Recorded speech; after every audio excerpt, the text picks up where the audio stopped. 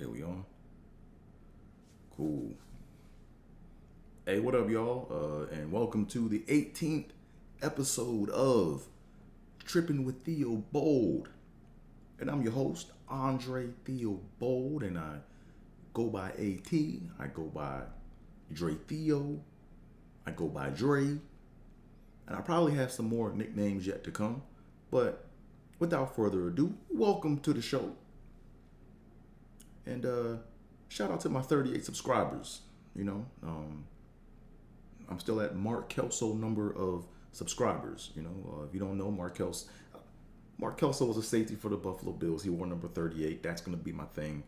When I get a new number, I'm going to associate it with a player from the Buffalo Bills, my favorite football team. But in case you guys don't know, the show is called Trippin with Theobold because I trip literally and I trip figuratively. Right? I trip in speech, grew up with a speech impediment, and it's not all the way gone. So every now and again, I will have slip-ups. I will mess up. But instead of trying to edit it out, or instead of me trying to shy away from it, I'm going to embrace it head on. So whenever I slip up or mess up, I'm just going to go, come on, Dre.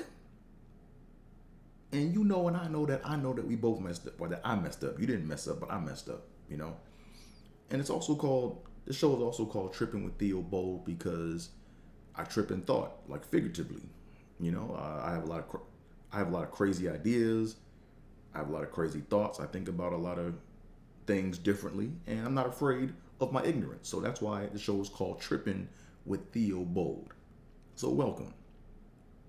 So right now, I'm just counting down to the 2-minute mark because YouTube has this thing where if you cuss or use foul language within the first 2 minutes of your video, they'll bump your video down the chain and you'll end up like 38 subscribers like me. You know what I'm saying? But we're at that 2-minute mark right now. So now I can talk this shit the way I really want to talk this shit. All right? Like, I'm not going to overcuss. I'm not going to overly use foul language, but I want to be free. Right? And before the last 2-minute mark, I was about 75% free because I'm watching my words to make sure I don't, do something to get my video bumped down or whatever. And now I'm like 99% free because now I'm not afraid of accidentally using foul language or whatever that is or whatever the case may be. So, welcome to the show, 18th episode. Thanks for tuning in. Let's go ahead and get on with the first portion of the show. And I need a name for this portion of the show, right? I need a name for this first part. I need something catchy. But this is the part of the show where I like to advertise different brands of things that I buy, right? I like to just share what I like to buy, right? So, first thing I want to kind of promote or whatever is the Van Gogh Exhibit in LA. If you live in LA, go check out that Van Gogh, man. That Van Gogh Exhibit on Sunset it's an experience, So when I went to the Van Gogh Exhibit, I thought it was going to be something like very, I thought it was going to be very formal, come on, Dre. I thought it was going to be something formal. I thought it was going to be something where you had to like go and pay and sit down and there's a specific seat and you have to do this and you have to dress a certain way and it's a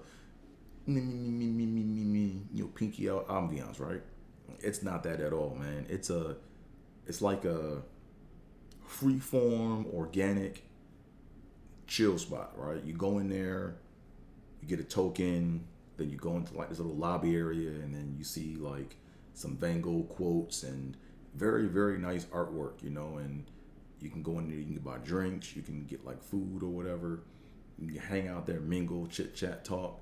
Then in the next room there's this big, huge, open like auditorium with all these projectors, and it's like really wide open, and they morph a lot of the paintings, or they transition and they morph into all of the paintings or whatever. Not all, but they morph through the different paintings to music. And it's just very relaxing, very soothing, and they give you a pillow to sit on. If you want to sit on the floor, you have to stay in the circle to adhere to the 6 feet distancing. But nah, it was and you don't have to be there at a set time. When you go in there, if you get in there in the middle of the video, you can stay till the next part. You can stay long as you want, I think, and then when you come out, they got a gift shop. So when I came out, I saw some dad hats, me and my dad hats.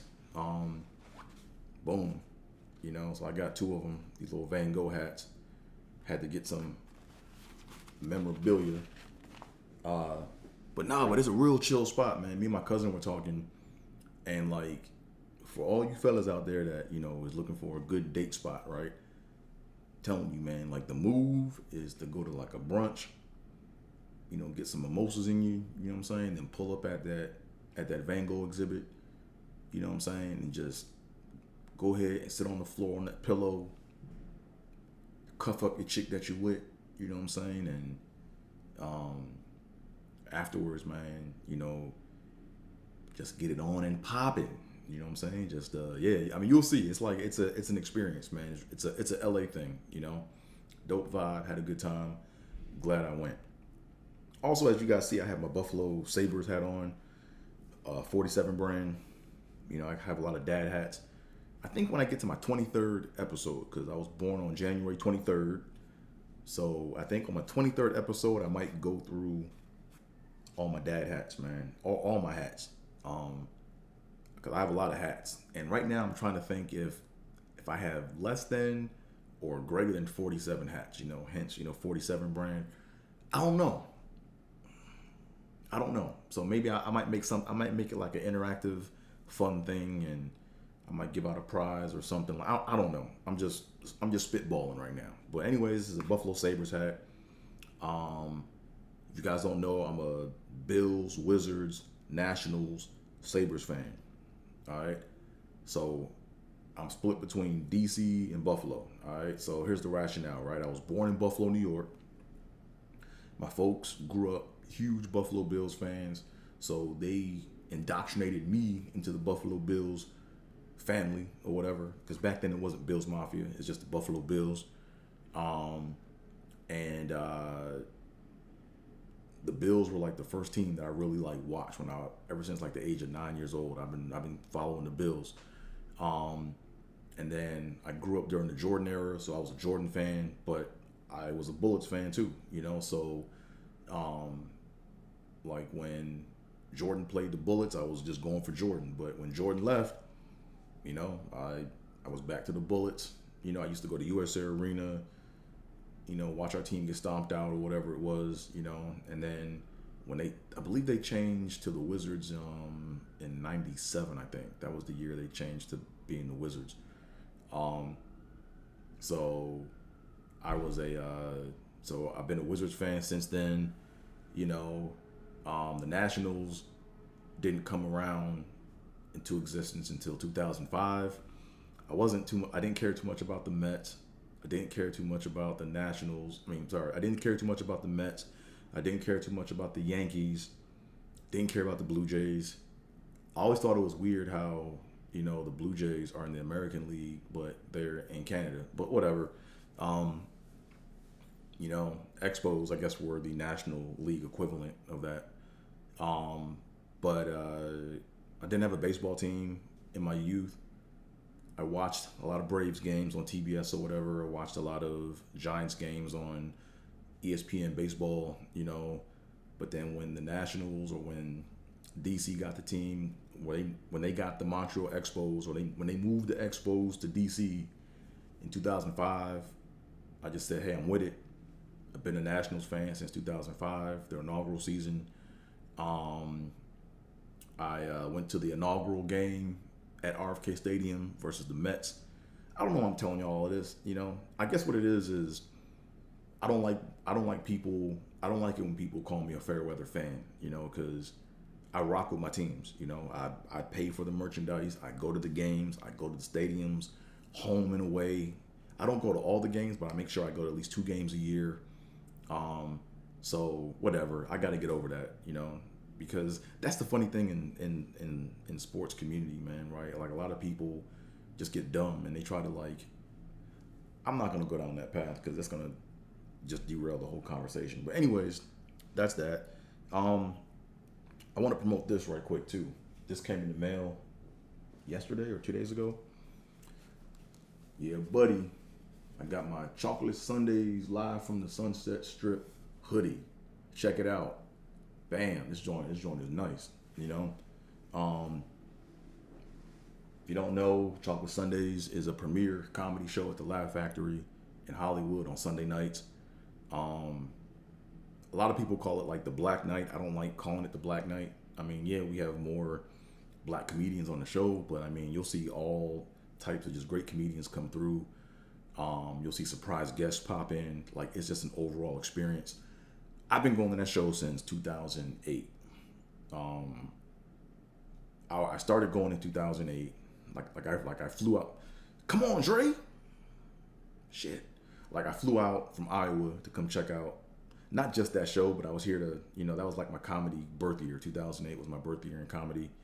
So I figured, hey, I gotta start to expand. I have to go and do open mics in other cities. I have to go and see what the scenes are like. So one of my homework assignments was I flew out to LA 2008, hit up a lot of open mics during the daytime, and then I would do nighttime shows. And I found out about Chocolate Sundays, and when I found out about Chocolate Sundays, man, I was like, man, this is amazing. How do I get here? So I started going to that show since 2008. And I've been like a weekly regular for the past like year almost, or maybe more than a year. Nah, probably like 2-3 years. I've been like a regular, just coming in there, Dope show. If you're in the LA area, make sure you come through, check them out, man. You will not be disappointed, trust me. And then real quick, I want to also promote these. I just got these in the mail, I think last week. Bam. Didn't even wear them yet. But yeah, I got these Puma. Let me get the right brand name. These are the Clyde. It's called the Clyde Courts, but I think I think this was a shoe that DeAndre Ayton wore in 2018. Haven't worn these yet. These are real clean, but I'm starting to really like Puma. I'm starting to like Puma as a brand. Like, these shoes to me are fly. So these shoes came out in 2018. I was gonna get them. I saw them on my Gogh app. I saw them on my Gogh app going for like $65, and I'm like, oh, I'll get them later. I'm not worried about that.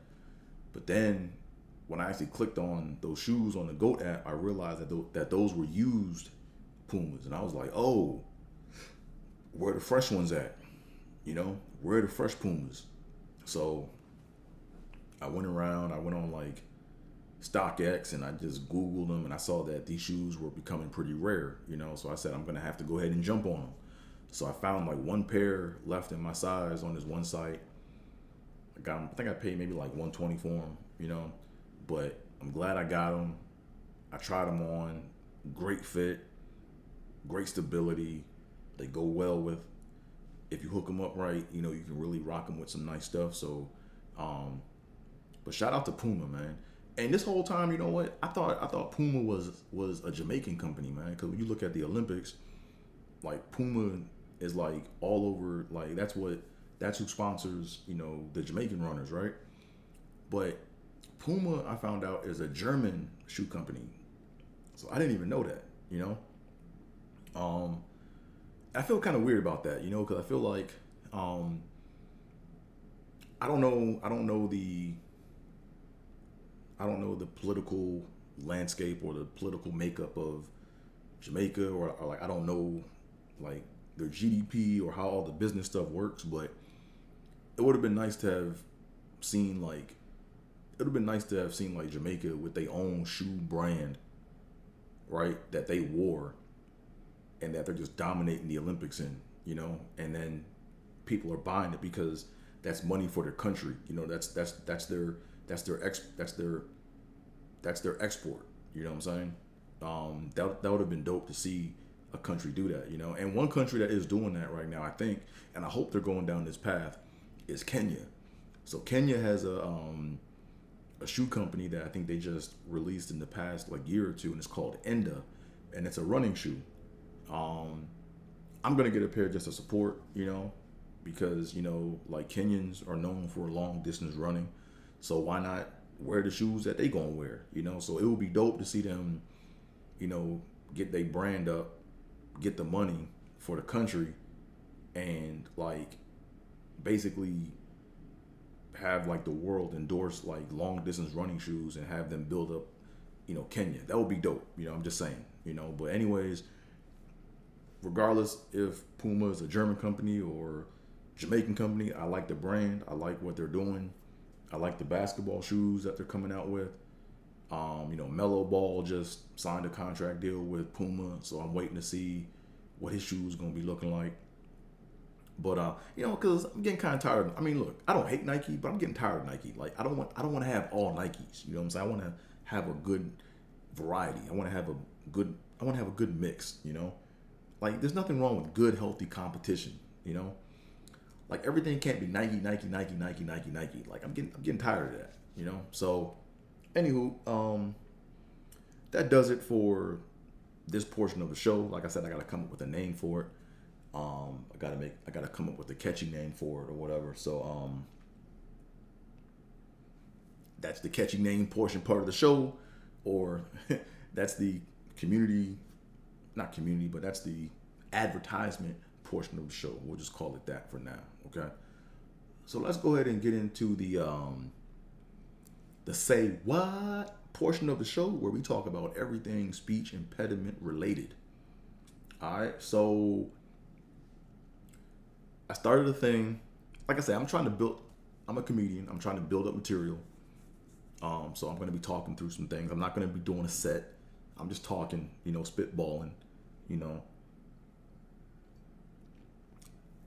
And shout out to, this is not no hard liquor. This is some weak shit, right? This is, I'll be on my White Claws. The White Claws, man, because I'm too old for that hard liquor. Too old for that shit. All I need is like a little seltzer water, you know what I'm saying? Maybe a wine, and I'm good. I ain't got nothing to prove. Like, I'm not in that college life, 99 bananas getting hungover shit. No, I'm done with that. But anywho, come on, Dre. Anywho,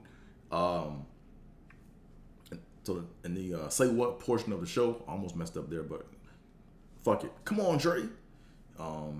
So this is the say what portion of the show. So last week I started, or maybe 2 weeks ago, I started this thing where I talk about types of speech impediment remedies that I came across that always failed, right? They just don't work, and it's kind of funny because, like, you'll see. Let me just talk about it, right? So this week's remedy that I tried was this week's remedy is based on this. I found this online because I was in one of my moods and I was Googling how can you cure stuttering. I want to get rid of this shit. I want to learn how to talk right. I just want this to go away. I don't want to deal with this. I'm tired of this shit. So I went ahead and I went online, I Googled some joint, and I found this NLP, right? And if you don't know what NLP is, it's basically neuro-linguistic programming, right? And it's really this whole theory that if you play some shit in your subconscious, it's going to undo whatever's in your subconscious that's holding you back, right? So I found this little tape. I think I spent maybe like $49 for it. It wasn't a tape. It's like a download or whatever. And you put it on in your sleep, and they were like, hey, if you buy this, if you play this in your sleep for like a week straight, all your stuttering will be gone magically. And I'm like, for real? I'm like, nigga, I gotta check this shit out. So I went in and I bought it, put that shit on, went to sleep, man, and woke up disappointed for the after 2 weeks, man. That shit, man, I got hustled, man. That shit was terrible. But nah, it was funny because it was like this foreign dude you could tell, man, these foreigners, man, these motherfuckers be hustling, man. But it was this foreign dude whose English wasn't that great, and it was like he was reading you a bedtime story or some shit. It was like he was just talking to you. He was like, I'm trying to remember. He'd be like, close your eyes, relax, relax. You're getting into a deeper sleep. You're getting into level 3. Now we're in your subconscious. Now we are here.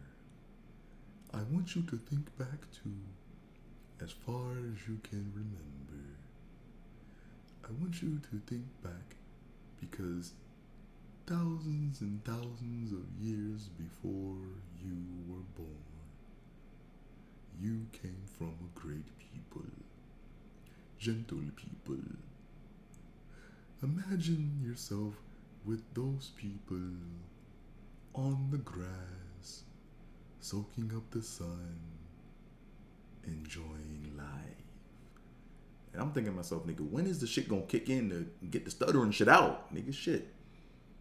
So I would listen to it, fall asleep, put it on my sleep, like do my push-ups, workout or whatever, and I listened to that bullshit for a week, man. I'm still talking the same way, still feeling the same way. So, yeah, so part of me doing this is to expose the hustles, man. There's a lot of people that are like desperate for fixes, you know, like a lot of people really want like shit to be gone, right? And then you get people that prey on niggas like me who want to get rid of the shit so bad that they'll come up with stuff that you didn't even try, and you like, man, let me try that shit out. Like all the stuttering shit they got for like trying to help people talk right, like that shit is like it's like the ab machines of speech. You know what I'm saying? Because all those ab machines and all the ab workout, all that shit don't work, man. You gotta just eat right and do planks. You know, I don't know what else to say. You know, but that was the hustle. That's the hustle,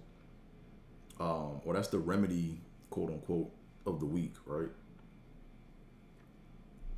But what else, man? But yeah, I want to talk about, man. Here's the thing, right? If I never stutter again or have a slip up from this point, the one thing I've noticed is I'm always gonna have that feeling of being afraid of fucking up. You know, I'm always gonna have that fear in my head, man. It's always like there's some days I wake up like super confident, and I might not be talking right, but like I'm confident, you know, and I just plow through the day, you know. And there's some days when I'm like super like apprehensive, and I'm just always second guessing myself and what I'm saying, and you know, and I could be talking right, but it's always that fear of just messing up, you know. So, I just realized that's always going to be there. You know what I'm saying? Like I want to kind of talk about the psychological aspects of having a speech impediment, man, because with me, it's like I had to like learn that I had an impediment. Like I didn't even know I was even doing the shit. Like in my mind, I'm talking right, but what was coming out was not what was going on in my mind. You know, I was delusional, I guess, right? If you want to put it that way. But I knew a few people throughout my life who stuttered, and they stuttered like worse than me or had a worse speech impediment than me. Because I don't even like call it stuttering, because I feel like stuttering is a branch, or it's a sub speech impediment. There's all types of speech impediments, man. You got people with echolalia, people that like repeat sentences over and over again. You got people with lisps. You got people with you got people that stutter. You got all types of stuff, man. You got people that, it's just so many different things. So I just like calling it speech impediment, but we need a shorter name, because speech impediment to me is a messed up name or it's a messed up way to generalize something, because probably a lot of people with speech impediments can't say speech impediment. You know what I'm saying? Anyways, I'm just gonna call it that for right now. But I'm really interested in the psychological aspect of it, because I knew people that grew up with that stuttered, and they stuttered bad, man. Like they had it worse than me, and they seemed not to be affected. Like I remember one guy I went to school with. his shit was like he had that violent stutter, man. His shit was like, I remember one time he was trying to ask me if I did the homework, and he just be like, did you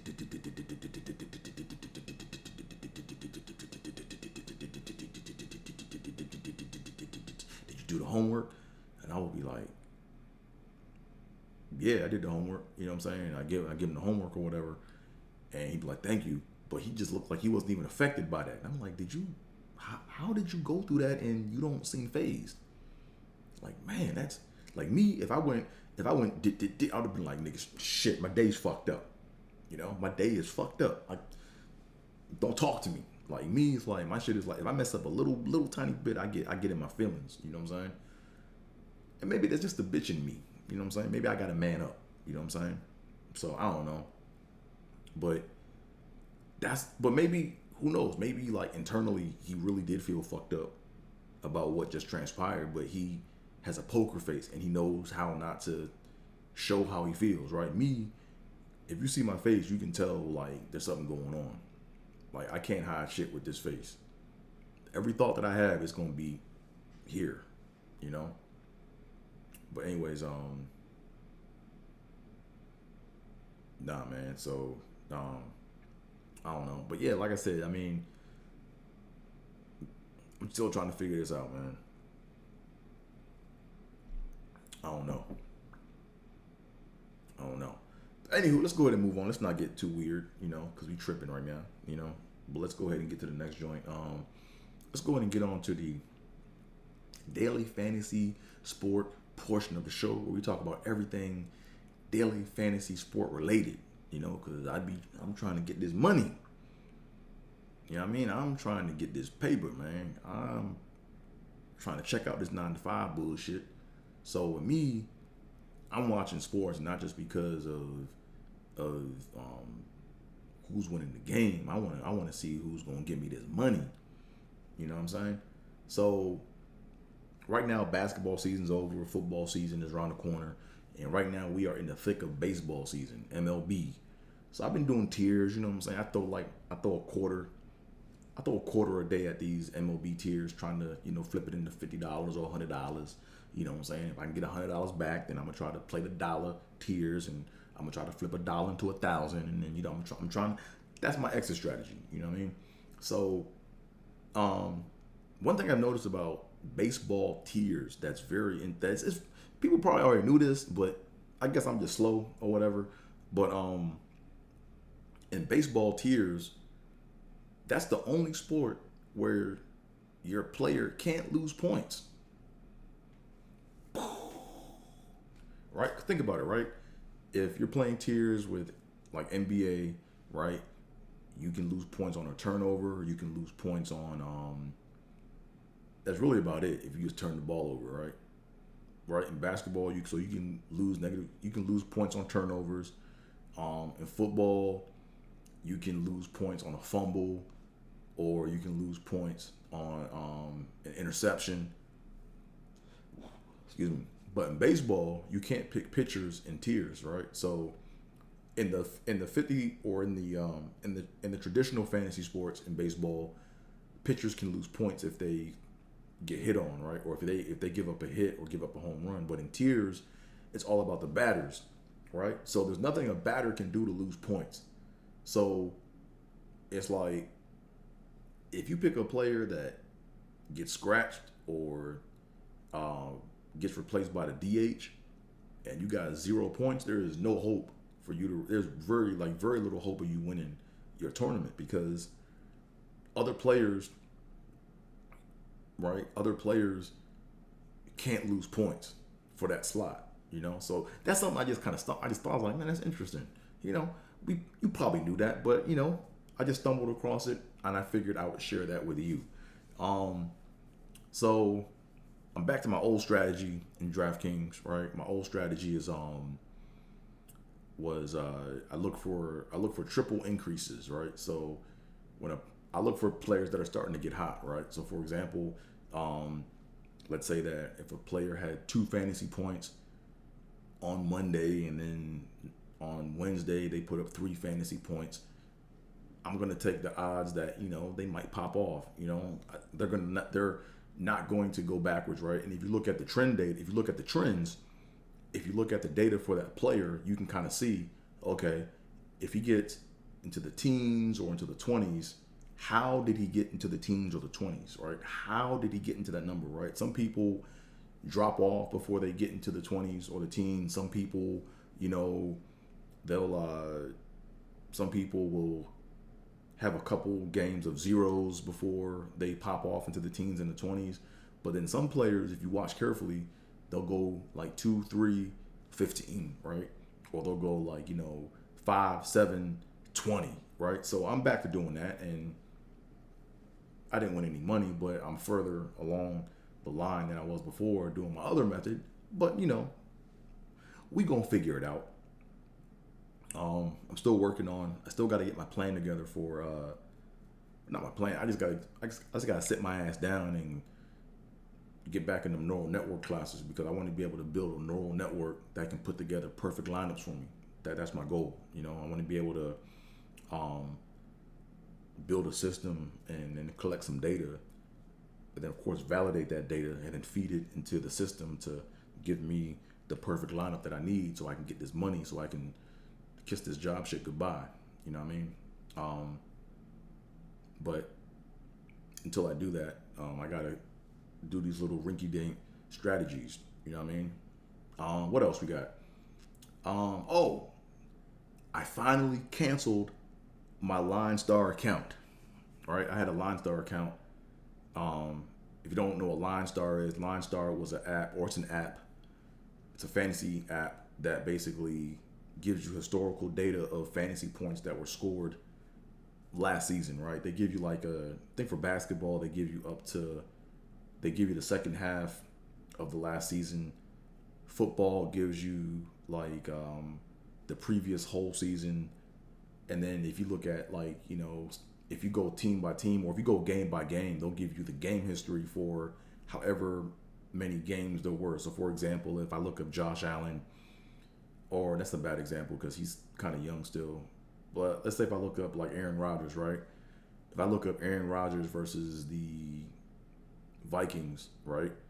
They'll give me all the games they'll give me all of his fantasy points that he accrued per game against the Vikings, from the start of his career. You know what I'm saying? So I'm thinking, shit, right?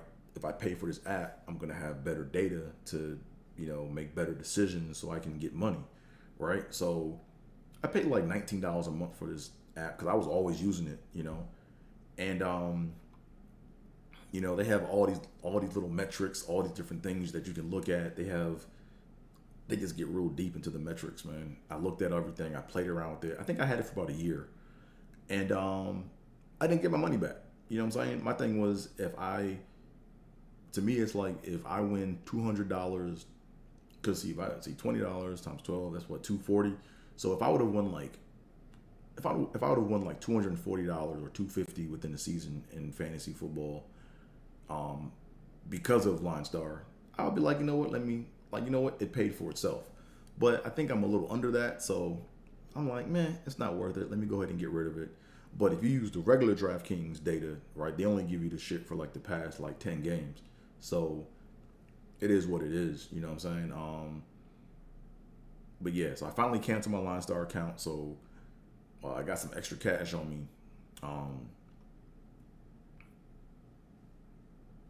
That's it. I don't know how to end that, but yeah, so had to make that decision because I'm man, I'm not winning shit from this line. I mean, every time I look at it, it's just they telling me who to pick, right? I'm looking at the data, I'm looking at the opponent rankings, and I'm looking at what they did against an opponent ranking when it was match it. I cut that shit out. I think that's another hustle. What else we got here?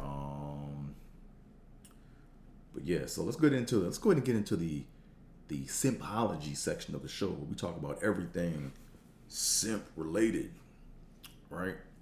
Like I said, I grew up a simp. It wasn't my fault. I didn't have any training. I didn't know the game. You know what I'm saying? I didn't have people pull me aside and yo, Dre, here's the lay of the land. Here's what you should be thinking about. Here's how to approach it. No one told me that. right? No one. I was raised off that Disney bullshit. You know what I'm saying? Like I was raised off that. Hey man, people ain't paying you attention right now. Right now you in your beast phase of Beauty and the Beast. But one day,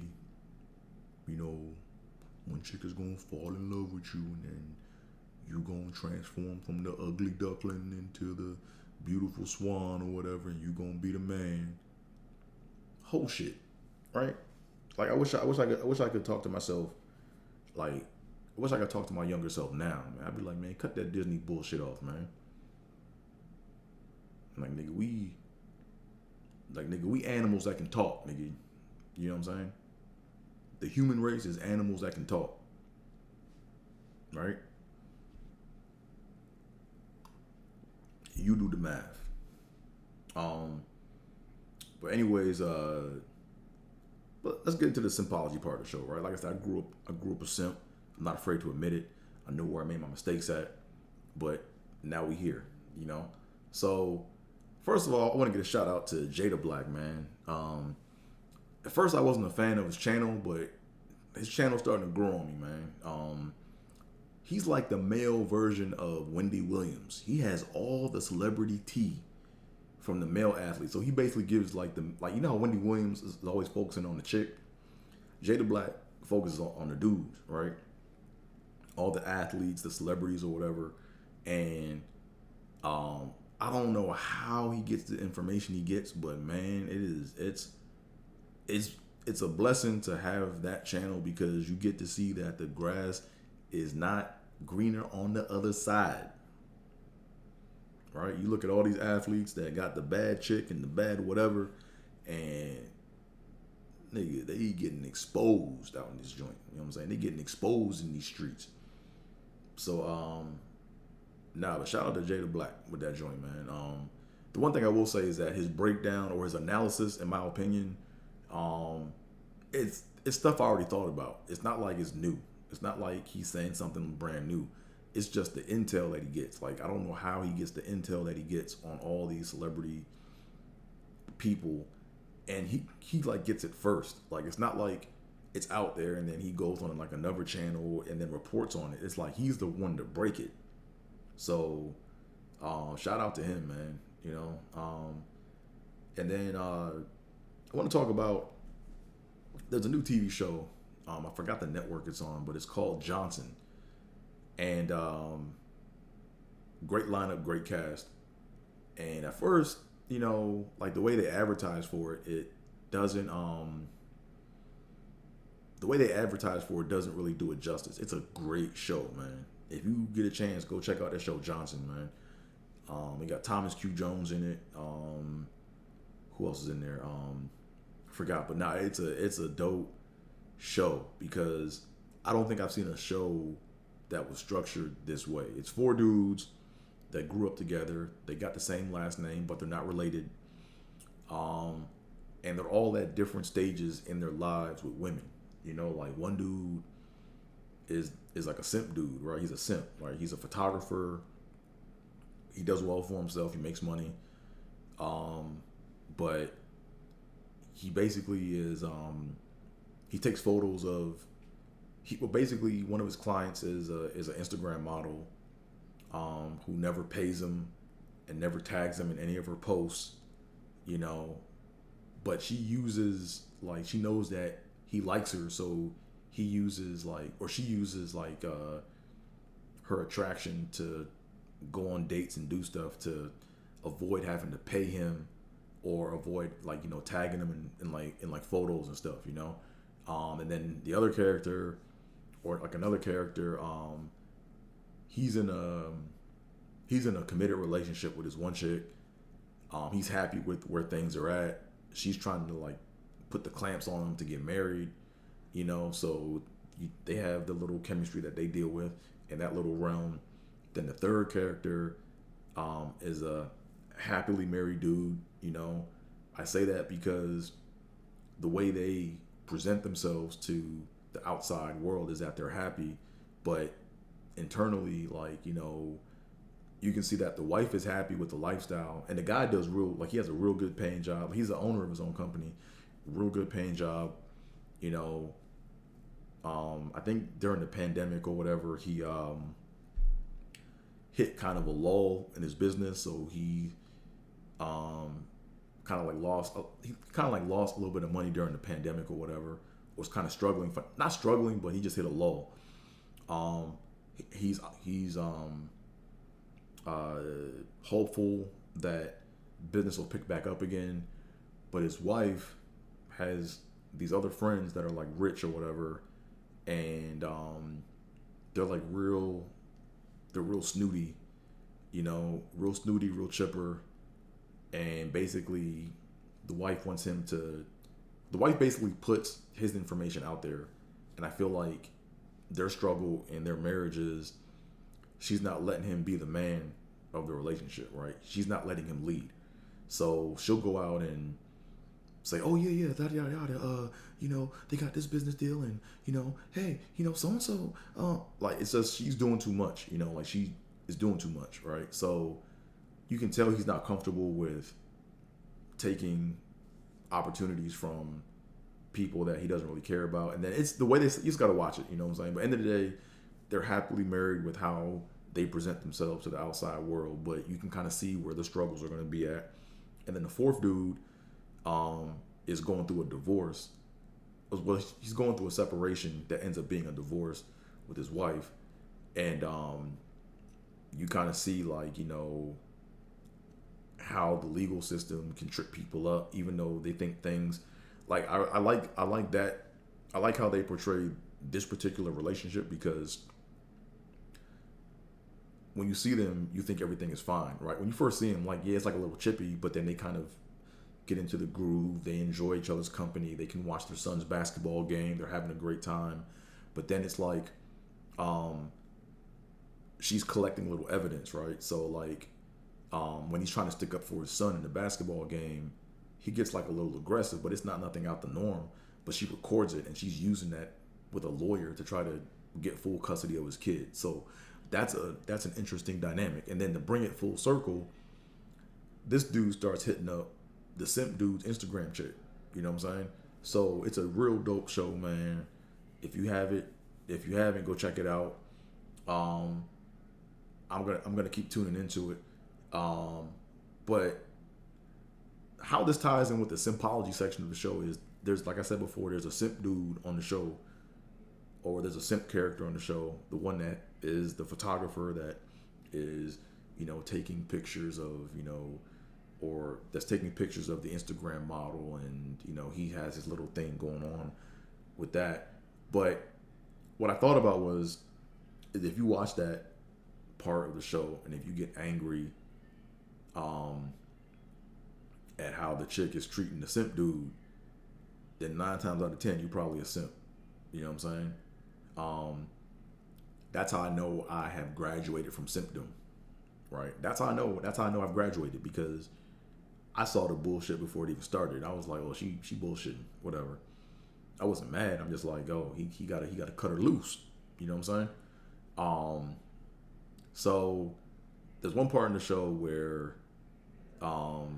his friends are like, yo, man, you gotta cut, like, yo, what you gotta do is if she's not paying you for the photos that you're taking of her, and if she's not tagging you in those photos, you need to flag those photos as like a violation of what, I forgot the terminology, but basically he owns the photos. She doesn't own them because she never purchased them, right? So technically he can flag those photos, and or basically he can flag the photos to where they get snatched down off her page, and they didn't really go into that, and I hope they go into that a little bit more. But to me, it's like, if you're doing that, there's 2 reasons why you can do that, right? The one reason is you could do it just to get a reaction out of the chick, and if you're doing it to get a reaction out of the chick, that's whole shit.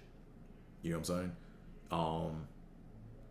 It's whole shit. You know what I'm saying? Like, if you're doing it because you're waiting on a reaction, that means that, you're hoping that you can control her in some way to get her to like you. And it's clear as day that bitch don't like him. You know what I'm saying? So I don't know about y'all, but with me, if a chick shows me that she is not interested in me, nigga, I am not interested. I am not interested in chicks that are not interested in me. I don't care how bad she is. I don't care how big her booty is. I don't give a fuck. Like, I don't care. I do not care. You know what I'm saying? If a chick ain't giving me choosing signals, nigga, I'm focused on my task, man. I got more important shit to do. You know what I'm saying? That's just me. You know? But now on the flip side of it, if he was flagging the photos because he wants to get paid, like not to get a reaction out of it, but just to get his money, that by all means he should go ahead and flag them photos. And when she says, "Hey, what's up?" you be like, "Hey, bitch, time, hey, it's time to pay up. You owe me. When you pay me, I will release these photos to you so you can put them up. But if you don't pay me, they my photos. That's simple." But he's getting too mixed in because he thinks he has a chance, and she just stringing him along. You know what I'm saying? So, like I said before, I've graduated from that. Like when I watched that part of the show, like I don't really get, like the old me would have been like, "Oh man, that's messed up, man. These females are terrible, man. That bitch." The new me now, after what I've been through and what I've grown through, I'm like, "Oh, that's who you do. Oh, that's who she is. Okay, whatever. Next." Like that's how you got to treat it. You know, you got to know when to fold her, man. And when you fold, you just fold. And when you fold, you don't look back.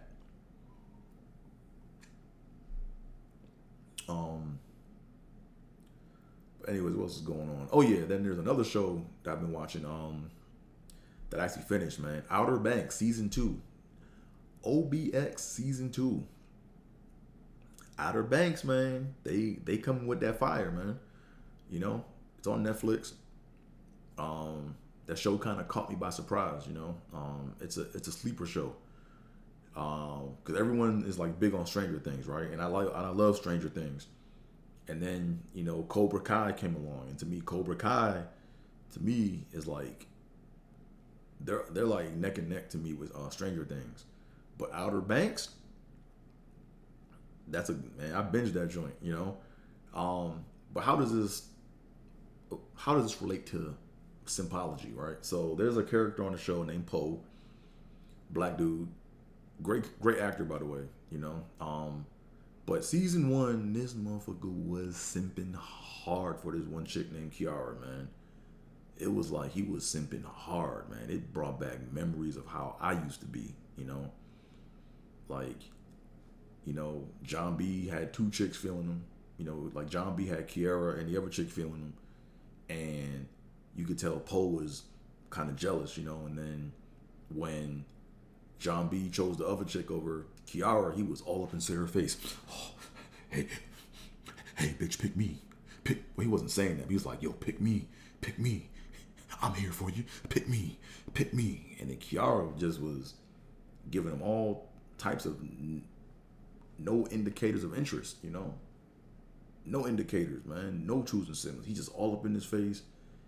Just, I'm like, wow, you know. I'm like, man, I used to be like that. Damn, that sucks, right? But then season 2, you know, season 2, Poe is still simping, you know. He's still simping over Kiara, but the simping has subsided. Not a word, subside. The simping has gone down, right? But he's still simping. But it's, you know, he learned to kind of have some respect for himself. You know, once Kiara realized that John B was in love with the other chick, you know, Kiara's kind of by herself and she's kind of vulnerable, and you know, she's looking for the next thing available for right now, you know. And there's one scene where Kiara and JJ, or I think his name is JJ, like they're both getting high or whatever, and then Kiara's kind of like you know, feeling Poe a little bit, you know. She's kind of like giving them some like choosing signals, and Poe caught on. Poe was like, "Nah, you high, go away," you know. I was like, "Good job, Poe, great job." That's how you respond to that, you know. And then, but he still got feelings for her or whatever, and she's talking about we'll see and I don't know and all this and we'll wait. But at the end of the day, man, Poe got them yams, and when Poe got them yams, she felt weird about it, and he was thinking that everything is cool. And then she hit him with the let's go back to being friends, and he was heartbroken because he was like, man, I thought we was moving towards something, So, but you can see like he's not where he was. You can see the character development in Poe. Like Poe is they did a pretty good job with the character development of Poe in this joint. One of my favorite characters in OBX. Shout out to that dude that plays him. But like I said, it's very important to watch these shows and pay attention to where the simping occurs, man. Because a lot of these shows, they advertise simping, right? They put the shit in subliminal messages, right? Like they put it to where they make it attractive they make the audience believe that that's what the chick wants, right? And there's never any conversations on what the chick really wants, man. You know what I'm saying? And there's no conversation on the dude and like what is he really doing? It's just, oh, we're gonna portray this is what the man should do, right? And the dudes do that shit, but they don't be paying attention to the choosing signals. See, the thing is, you gotta pay attention to the choosing signals, man. You gotta pay attention to that. But let's go ahead and move on. We talked about that. We tripped on the symbology section of the show. You know what I'm saying? These are just my thoughts. But let's go ahead and move on. Let's go ahead and get into the comedy bump portion of the show where I talk about like my failures on my path to, or I don't know what I'm even saying right now. This is the part where I talk about my failures on my comedy path, right? Because right now I'm on a journey, I'm on a long journey. Not sure where it's going to end up, but I'm still on it, right? I'm still on my path, and today's comedy bump, and the whole point of these comedy bumps are to be lighthearted and, to make fun and have fun, but also to tease out a lesson from it. You know what I'm saying? So, this comedy bump portion of the show, this happened like back in, God, it was like maybe like 2009, 2010, around that time period.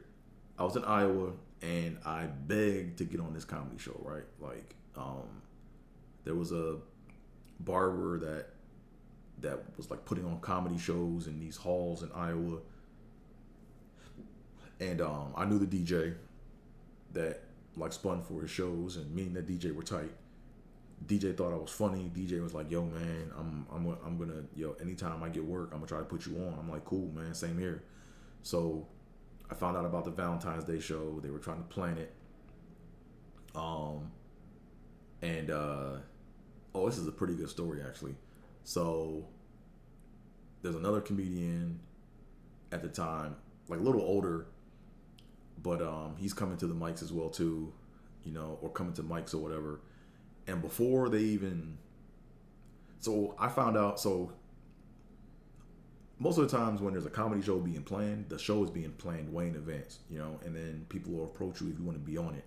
And then when they advertise it, it's like, so when you see an advertisement for a comedy show, they didn't plan that shit like way in advance,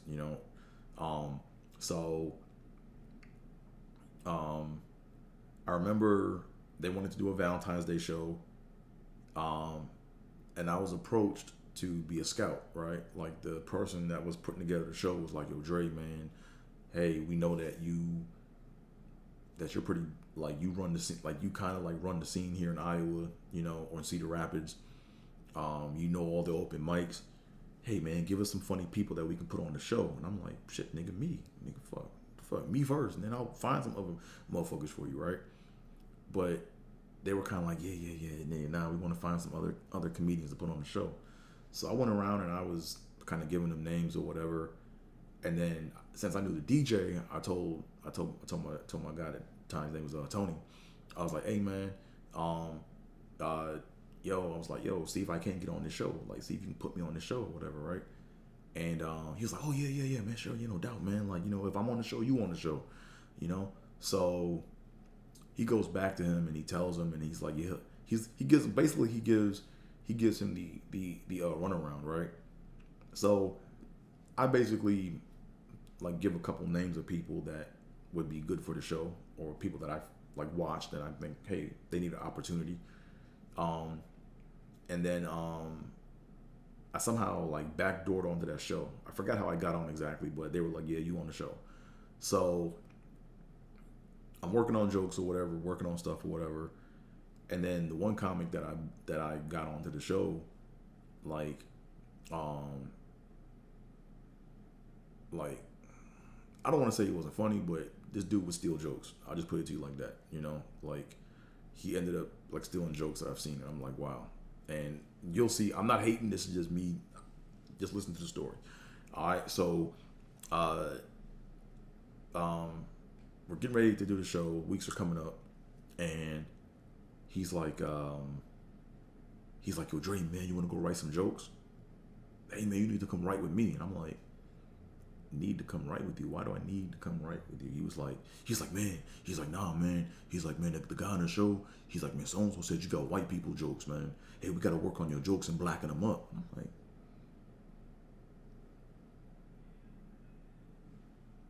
got white people jokes. I'm like, okay, whatever. So anyways, all this stuff is going on back and forth or whatever, and then I do the Valentine's Day show, right?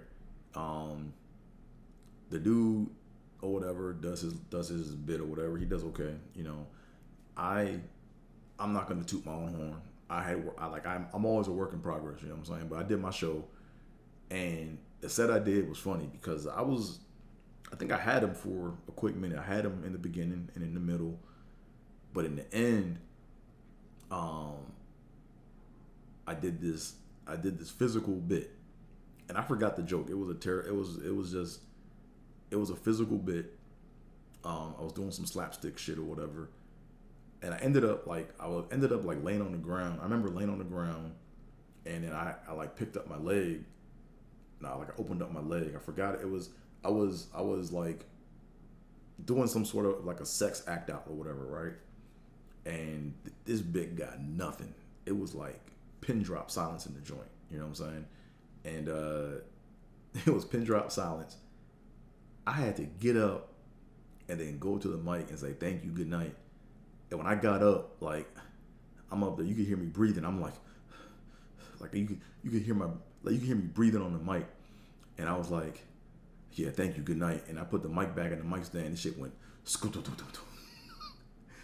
and then the only thing I can think of is that Randy Watson from Coming to America shit, when he did the sexual chocolate and he ended. You remember that shit? He dropped the microphone and went like this and left the stage. That was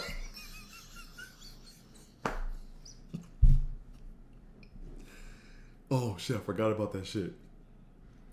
Oh man, that shit was so fucking funny when I look back at that, man. But anyways, moving forward, the headliner came through. He murdered the shit. And then a few weeks later, the same comic that I got on the show, we did another show. It was a show or a mic? It was a show. No, it was an open mic. And this motherfucker did the headliner's set joke for joke verbatim, like a whole segment of it. Just for his little 5 minutes, he did his shit verbatim. And had the nerve to come look at me in the face and was like, yeah, man, how was that? How was that? I just shook my head. I was like, hey, man, you know how you did. And I just left it alone at that. And that's when I knew. I was like, yeah, I can't write with this cat. I can't vouch for him. I can't write for this dude. Or I can't write with him because, he probably gonna steal someone's shit. You know what I'm saying? So, or steal my shit. You know what I'm saying? So that was that. But what did I learn from this whole thing, right? I learned a couple things, right? One thing I learned is don't beg to be on somebody's show. You know what I'm saying? Like, go to the show, attend. You know what I'm saying? If they have a showcase opportunity, get out there, showcase. But don't be trying to pull strings behind the scenes to get on somebody's show. Like that shit is, it's just, if they don't want you on the show, it's already gonna be bad energy because they feel like that's their show and they want to book who they want to book. You know what I'm saying? I mean, think about it. If you're booking a show, you don't want to have someone come up to you and beg to get on your show because in your mind you already have who you want to have on your show. You know what I'm saying?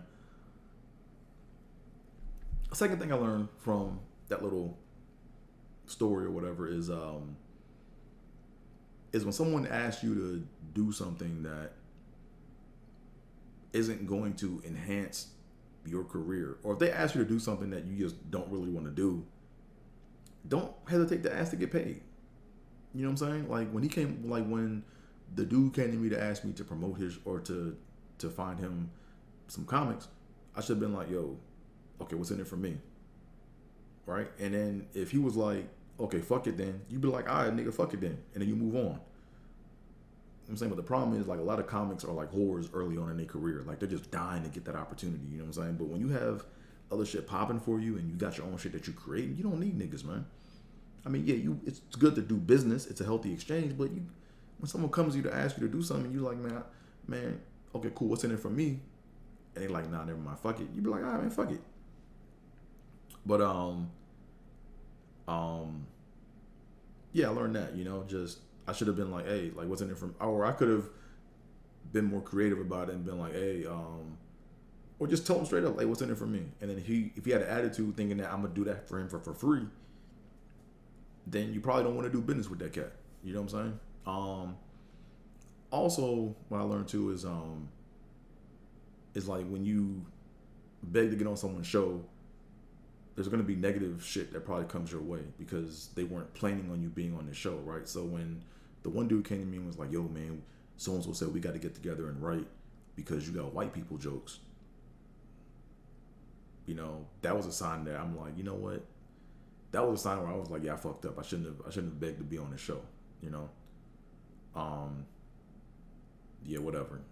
So that was that. Fourth thing I learned from this whole experience was, you know, when you is just, yeah, you got to be careful who you put on, man, because that shit was ugly, man. Like, I've never seen someone get on a show with somebody else, you know, and then get on another show and then do that person's set verbatim. Like, that shit makes my skin fucking crawl. Like, that shit just rubs me the wrong fucking way. Like, that is so disgusting. Like, I'm at a point where, like,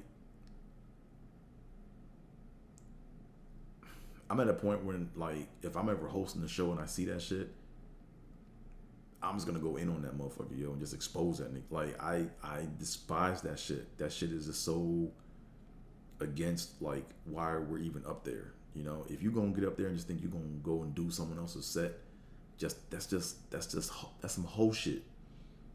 You know what I'm saying? So what I've learned from that situation is I'm very careful who I vouch for. Like, I'm not gonna vouch for you unless I put together a show and I put you on that fucking show. And I've watched your body of work over a time span of, like, you know, years, you know what I'm saying? Like, I gotta know you. Like, I don't trust niggas I don't know. And then also, I'm not in a rush to write with people that I haven't seen on stage. Like, a lot of people want to get together and write, but then they want to take your shit and say that they wrote it. You know what I'm saying? So I'm very, very funny about who I write with. I'm very funny about who I vouch for, you know? I'm very funny about that shit because if you do it one time, that makes you look bad. You know what I'm saying? So I just felt really, like, I'm glad that I haven't heard from that dude. And I'm glad I haven't, like, I'm glad things worked out the way they did. And that's why I'm glad I started doing comedy in Iowa, man, because I got to make so many fucking mistakes to the point where they don't even matter, you know? I'm in Iowa. No one knew what the fuck, no one even knew where Iowa was on the map, you know what I'm saying? So I'm glad I got to make those mistakes and learn from that shit. but yeah, that's what I learned from all that. You know what I'm saying? So I learned a couple things. Like I learned a lot from that. You know, so oh man, I'm messing up, man. If you haven't done so already, make sure you hit that like button, hit that subscribe button. You know what I'm saying? Kermit the Frog, the comment section. Like I leave comments unfiltered. Like I'm not with that whole shit. Like I'm not gonna hold comments for review. If you want to say something, motherfucker. You know what I'm saying? Say whatever the fuck you gotta say. You know, good or bad. You know what I'm saying? You're not gonna offend me. Like I've heard the worst of the worst. You know what I'm saying? I done been through the gutter and came back. You know what I'm saying? So say what you gotta say. Ask questions. If you disagree with something I said on the show, put it all in the comment section. Let me know. I might even do a show on it. You know what I'm saying? But what else, man? AT is where it's at on all forms of social media. Make sure you follow me. But what else we got going on? Up next, I had a show planned, but that show got canceled. So that's kind of washed up. So right now, the only thing I really have going on right now is I have a showcase. I have a showcase coming up in December. Like I said, I did the whole. I'm in the whole chocolate sundaes thing or whatever. So, I did the virtual competition over quarantine. They thought I was, somewhat funny. So they moved my date from May of 2023 to December of this year. So, I mean, yeah, I'm getting ready for that, training for that. I got to bring it. But other than that, like I said, man, all forms of social media, you can find me at AT is where it's at. Like I said before, like, comment, subscribe, tell a friend to tell a friend, Kermit the Frog, the comment section. And with that being said, I'm out of here. Peace.